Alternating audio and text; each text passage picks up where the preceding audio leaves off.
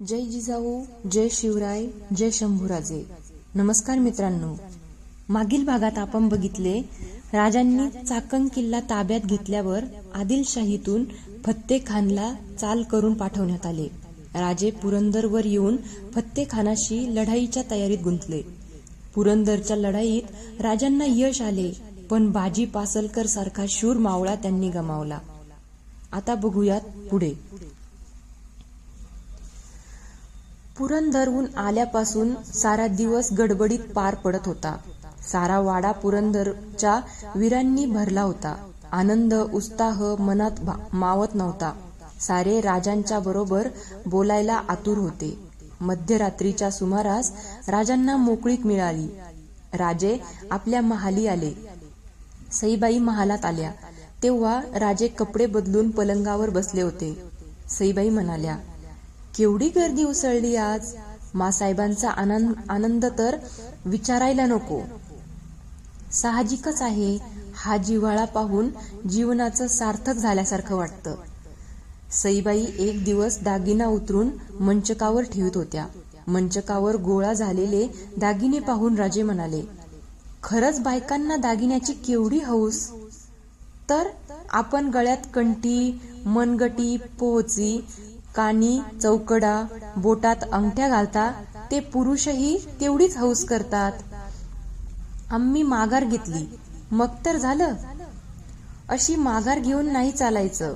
आपण विजय मिळवून आलात, निदान आज तरी आरतीत काही टाकायचं होतं. राजे गंभीर होऊन म्हणाले, विसरलं खरं. ही माघार ना. हो, पण आमची नव्हे, तुमची. म्हणत राजे उठले. मंचकाचा कप्पा उघडून त्यांनी सोन्याचा कमरपट्टा काढला. सईबाईंच्याकडे पाहत ते म्हणाले, आता तुम्हीच सांगा, हा कमरपट्टा आरतीत टाकता आला असता का? आणि तोही 4 चौघात. सईबाई आनंदाने कमरपट्टा निरखित होत्या. राजांनी विचारले, आवडला? हो. एवढंच नाही, आणखीन एक नजर आम्ही राणी साहेबांच्या चरणाकरिता आणली आहे. काय आणलत? त्या तिथं आमच्या टोपाखाली पहा. सईबाईंनी जाऊन टोप उचलला. त्या टोपाखाली 2 सुरेख रौप्य साखळ्या होत्या. किती सुंदर. साखळ्या उचलीत सईबाई म्हणाल्या. साखळ्यांचा नाजूक आवाज झाला. राजे म्हणाले, सई, सांगितलं तर हसशील. काय झालं? काय झालं? सुभान मंगळच्या खजिन्यांची मोजदाद पुरंदरवर चालली होती. एक एक दागिना मोजून टाकला जात होता. अचानक ह्या साखळ्या पडल्या आणि त्या पाहताच तुम्ही डोळ्यासमोर उभे राहिलात. साऱ्यांची नजर टाळीत आम्ही बोलून गेलो, त्या साखळ्या आमच्या नावे खर्ची टाकून वेगळ्या राहू देत. सईबाई भारावून राजांचे बोलणे ऐकत होत्या. राजे म्हणाले, एवढा आम्ही पराक्रम केला, आता स्वस्थ उभ्या राहू नका. तुमच्या पायात त्या साखळ्या पाहण्याच्या आहेत आम्हाला. सईबाईंनी पायात साखळ्या घातल्या. राजे म्हणाले, तुमच्या पायांना साखळ्या शोभतात. 4 पावले टाकून सईबाई थबकल्या. त्या म्हणाल्या, मी नाही बाई, या साखळ्या हालणार. का? का काय? आवाज होतो ना. मासाहेब काय म्हणतील? काही म्हणणार नाहीत, उलट आमचं कौतुक करतील. कशाबद्दल? सईबाईंनी विचारले. सईबाईंच्या डोळ्याला डोळा देत राजे म्हणाले, आपल्या लाडक्या सुनबाईकडे आम्ही जागरूकतेने पाहतो याबद्दल. सईबाई नजीक आल्या. त्या म्हणाल्या, केवढी मूर्ख मी. आधीच थकलात. रात्र उलटून चालली, झोपावं आता. राजे सईबाईंचा हात धरीत म्हणाले, सई, काही दिवस असे आनंदात येतात की तेव्हा दिवस रात्रीचा विचार राहत नाही. आजचा दिवस तसाच आहे.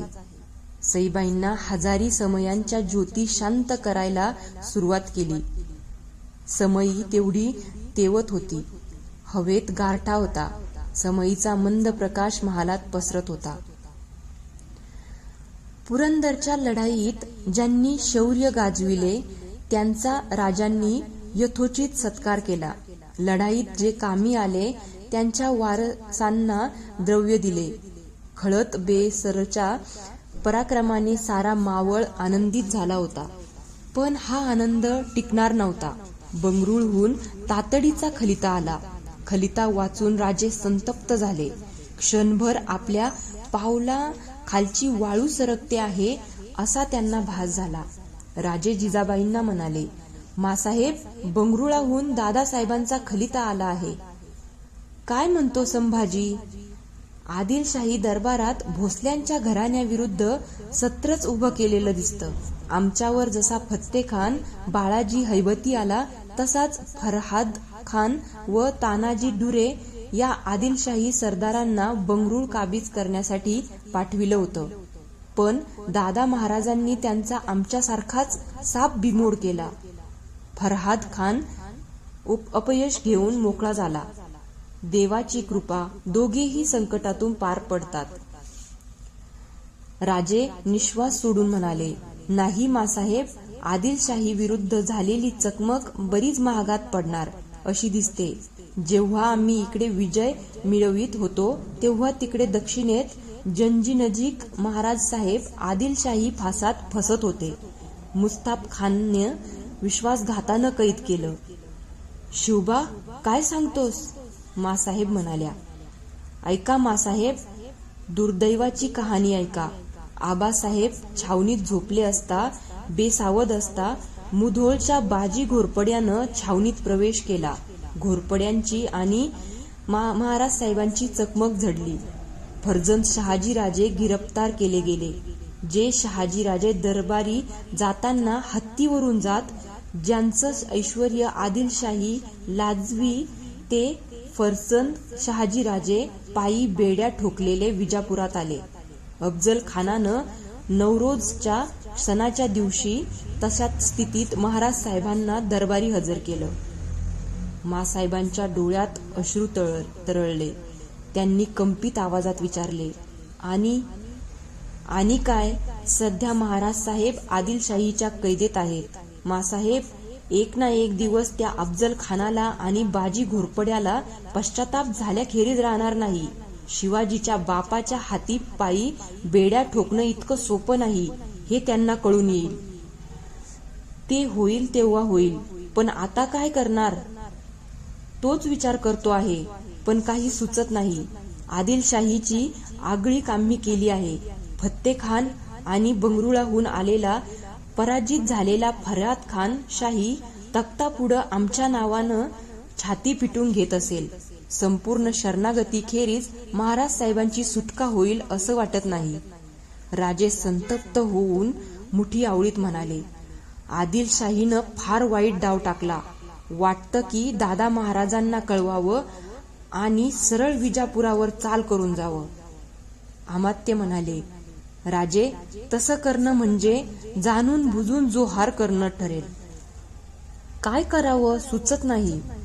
पेशवे म्हणाले, राजे, जोवर विजापूरकरांच्याकडून काही येत नाही तोवर हालचाल करणार कशी? थोडा वेळ जाऊ दे, आपोआप मार्ग सुचेल. तोवर आदिलशाही स्वस्त बसेल? जिजाबाईंनी विचारले. आदिलशाहीला इतक्यात तडकाफडकी निर्णय घेता येणार नाही. शहाजीराजांच्या केसाला जरी धक्का लागला तरी सारे हिंदू सरदार आम्ही ते सहन करणार नाही. एवढं ज्ञान आदिलशाहीला खास आहे. राजे म्हणाले. राजांनी जिजाबाईंना धीर दिला, पण आपल्या मनाला ते समजवून शकले नाहीत. उलटणारा प्रत्येक दिवस काळजीत जात होता. मासाहेबांच्या चिंतातूर भयव्याकुळ चेहऱ्याकडे पाहण्याचे धाडसही त्यांना होत नव्हते. राजांना आठवत होता मुरार जगदेव. मुरार जगदेव हाही महाराजच होता. ऐश्वर्य संपन्न होता, पराक्रमी होता, पण आदिलशाहीत त्याची खांडोळी व्हायला वेळ लागला नाही. पुरंदर घेतल्यामुळे तर आदिलशाहीला आव्हानच दिल्यासारखे झाले होते. राजे याच बेचैनीत आपल्या पलंगावर पडले होते. झोप येत नव्हती. सईबाई हलक्या पावलांनी महालात आल्या. राजांनी हाक मारली, सई, झोपला नाहीत? सईबाईंनी आश्चर्यानं विचारलं. पलंगावर उठून बसत राजे म्हणाले, झोपच येत नाही. डोळ्यासमोर सारखे महाराज साहेब उभे आहेत. मासाहेबांना काय वाटत असेल याची कल्पनाही करवत नाही. वेणी फणी करीत असताना दररोज मासाहेबांचा हात कुंकवाच्या कोयरीत थबकत असेल. अशुभ कल्पनांनी त्यांचं मन ग्रासून गेलं असेल. मासाहेबांनी अनुष्ठानाला ब्राह्मण बसविले आहेत. गणपतीवर अभिषेक चालू आहे. मीही नवस बोलले आहे. प्रयत्नांती परमेश्वर असतो सई. नुसत्या अनुष्ठानाला तो पावत नाही, कृतीची जोड त्याला लागते. काय करायचं ठरवलं? इथं स्वस्त बसून काय करणार? शरणागती पत्करण्यापेक्षा विजापूरवर चालून जावं असं मनात येतं. त्यात यश मिळेल? शक्यता फार थोडी, पण अपमानित जीवन जगावत लागणार नाही. तुम्हाला काय वाटतं? क्षणभर सईबाई विचारात पडल्या. त्या म्हणाल्या, राजकारणातलं बायकांना काय समजतं, पण वाटतं काय सांगा ना. नको बाई, हसाल. नाही हसणार, सांगा. राजकारणाचे खेळ आम्हाला जमत नाहीत, समजत नाहीत. समजतो तो तुमच्या नादानं शिकलेला बुद्धिबळ, ज्यात यशाची खात्री नाही. तो डाव खेळू नये. हत्तीला शय द्यायला वजीरच घातला पाहिजे असं थोडंच आहे. संधी असेल तर ते काम उलट घोडाही करू शकेल. राजे चकित होऊन सईबाईंच्याकडे पाहत होते. ते उठून उभे राहिले. स्वगत बोलावे तसे ते म्हणाले, हत्तीला शय द्यायचा, उंट घोडाही चालेल. काय म्हणलत? थांबा, बोलू नका. राजे काही क्षण निश्चल उभे होते. एकदम मोठ्याने हसले, वळले तेव्हा त्यांचा सारा चेहरा आनंदाला होता. राजे म्हणाले, सई, काही वेळेला मोठी संकट सुद्धा किती सहजपणे सुटतात. राणीसाहेब, आम्ही तुमच्यावर खुश आहोत. मला समजलं नाही. तुम्ही इतक्या सरळ आहात म्हणून परमेश्वर तुमच्या मुखातून वदला. राजांनी सपाता पायी चढविल्या. सईबाईंना ते म्हणाले, सई, मासाहेबांना उठवा. आम्ही साऱ्यांना बोलावतो. शुभ वेळेला सुचलेली गोष्ट त्यावेळी करून मोकळं व्हावं. महालात समया प्रज्वलित केल्या गेल्या. दबीर, अमात्य, पेशवे आले. एवढ्या तातडीने बोलविल्यामुळे सारे विचारात पडले होते. मासाहेबांनी विचारले, राजे, एवढ्या तातडीनं साऱ्यांना का गोळा केलत? सर्वांवर नजर फिरवून राजांनी विचारले, आम्ही विजापूरवर चालून जायचं ठरवलं तर? तो आत्मघात ठरेल. तह करायचा मान्य केला तर? राजांनी विचारलं. आजवर केलेलं सर्व वाया जाईल.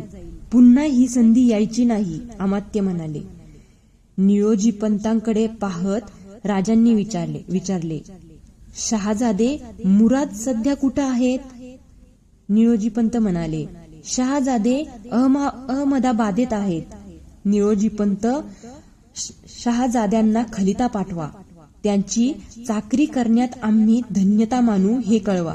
आदिलशाहीनं अकारण आमच्या वडिलांना कैद केल्यामुळं आम्ही संकटात पडलो, नाहीतर खुद्द जातीनं शहजाद्याच्या दर्शनाला आम्ही आलो असतो असं लिहा. खातरजमेचं पत्र येताच आम्ही दर्शनार्थ येऊ असं कळवा. वा राजे, मुत्सद्दीपणाची कमाल झाली, अमात्य म्हणाले.